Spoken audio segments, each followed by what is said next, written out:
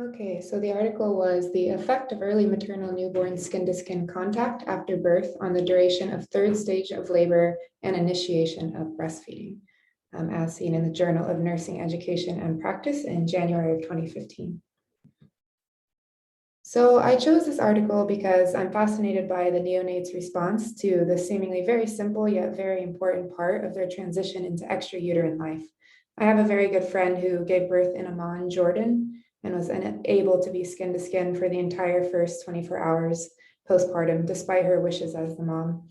I think this nursing intervention of encouraging skin to skin contact between mom and baby is an accessible and non-invasive practice that can be implemented in all parts of the world. The research conducted in this article supports this idea. It's also important to note that sometimes skin to skin is not medically feasible. For example, if immediate NICU care is needed for the baby, thus providing no time for skin to skin contact. And here we've got a picture of Dwayne "The Rock" Johnson, just showing that skin to skin can also be done by the father, not just the mom. This intervention of skin-to-skin contact should be implemented into practice because not only can it reduce the amount of time spent in the third stage of labor by approximately 9 minutes, which is shown in this study, this quicker third stage of labor is beneficial because it expedites complete placental separation, immediate contraction of the uterus, position of the uterus, and that can help to reduce a hemorrhage through excessive uterine blood loss. Why this study? The study was conducted because in many parts of the world, postpartum hemorrhage and early neonatal death from inadequate feedings are still a really big issue. As we know, the maternal oxytocin levels are important because they strengthen the uterine contractions that help the placenta separate and the contractions for the uterus to contract. Oxytocin levels are increased with skin-to-skin contact, so this is safer as it prevents the postpartum hemorrhage like we were discussing, and it also establishes a bond between the mom and baby, which encourages hormone regulation and has lasting positive effects for the baby as well. The methodology used was a non-randomized controlled clinical trial assessing 100 laboring women. There was a study group of 50 who were skin-to-skin contact and a control group of 50 women who received routine hospital care. There was a total of 3 tools used to collect data. The first tool was a structured interview, and this was conducted to help determine the socio-demographic and OB characteristics. The second tool was an assessment of the mother during the third stage of labor. And the third tool was the breastfeeding assessment tool. And that had 2 parts. So the first part was the infant breastfeeding assessment tool, and then the outcome assessment of the first breastfeeding. It was also noted that the researchers stayed with each woman until the end of the first 2 hours after birth in order to collect all of this data. So what the study revealed was, actually we're going to skip ahead a slide here. There was no statistically significant difference among the study and control groups in relation to their socio-demographic and OB history. So the mean age was 23.7 for the study group as compared to 24 for the control group. 46% of the study group had secondary levels of education compared to 52% of the control group.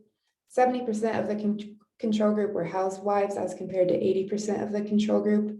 And the majority of both groups lived in an urban setting, and 50% of both groups had adequate income or more. The majority of both groups had 4 or more antenatal visits, and both groups delivered around 49 weeks gestation.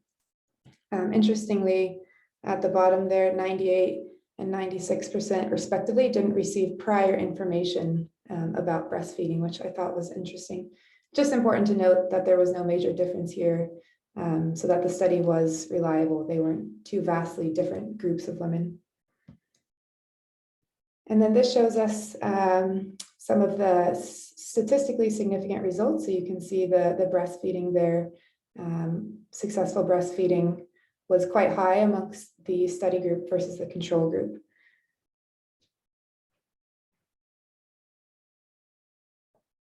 The statistically significant differences between the study and control groups in the third stage of labor duration, complete placental separation, and immediate contraction of the uterus, position of the uterus, and absence of any abnormal signs, such as that excessive blood loss. The mean duration of third stage labor in the study group was significantly shorter by about 9 minutes than among those in the control group. The study concluded that mothers who practice early maternal newborn skin-to-skin contact immediately after birth have a higher success rate of early initiation of breastfeeding, as well as a higher success rate of being able to breastfeed before discharge. So there were no research limitations discussed in the article, and they stated that there was no conflict of interest. In their discussion section, they do compare their study findings to other similar studies and state that the results are consistent with others' findings.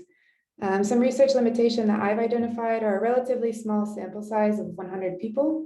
There are also some cultural considerations, as the study took place in Egypt.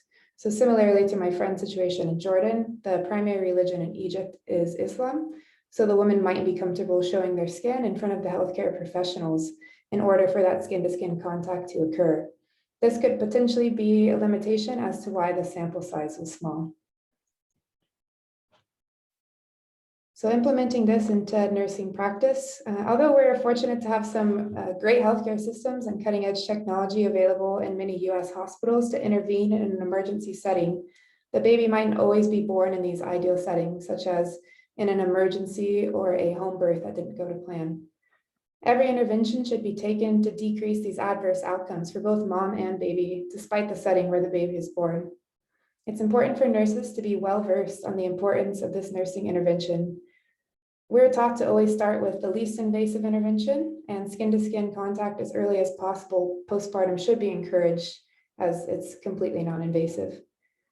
Being able to educate moms on why this is important and the benefits that will serve both herself and the baby, just letting them know why it's important and that we've seen these decrease adverse outcomes. So this just shows a few other benefits other than what were mentioned in the study. We know that we should encourage the skin-to-skin contact because not only can it increase breastfeeding success and decrease time spent in the third stage of labor, it has many other positive effects. You can see here, but some of these include regulating heartbeat, body temperature, and breathing of the newborn as well. Well, I think this study did a great job of highlighting the statistical significance of early positive outcomes when skin-to-skin contact is initiated. I believe there's room for improvement with future studies. Given the study was done on 100 people, I think a larger sample size is needed to increase validity and reliability. And as we previously discussed, the study was also conducted in Egypt, so perhaps a study looking at a cross-cultural data, incorporating that data across several different countries. I know skin-to-skin is encouraged here in many American hospitals, but perhaps a study looking at outcomes of skin-to-skin contact when it is not done immediately. An example of this would be with NICU babies and how this affects outcomes for later milestone markers besides breastfeeding and third stage labor. Another interesting research topic could be looking at moms with multiple babies and having them conduct skin-to-skin with one child and not the other. Of course, this would have to be a very in-depth study to have to follow moms over the span of multiple pregnancies, but I think the results could provide great insight as they're looking at the same anatomy with one woman and how skin-to-skin could change the outcomes. And these are my references here for both the study and the picture used.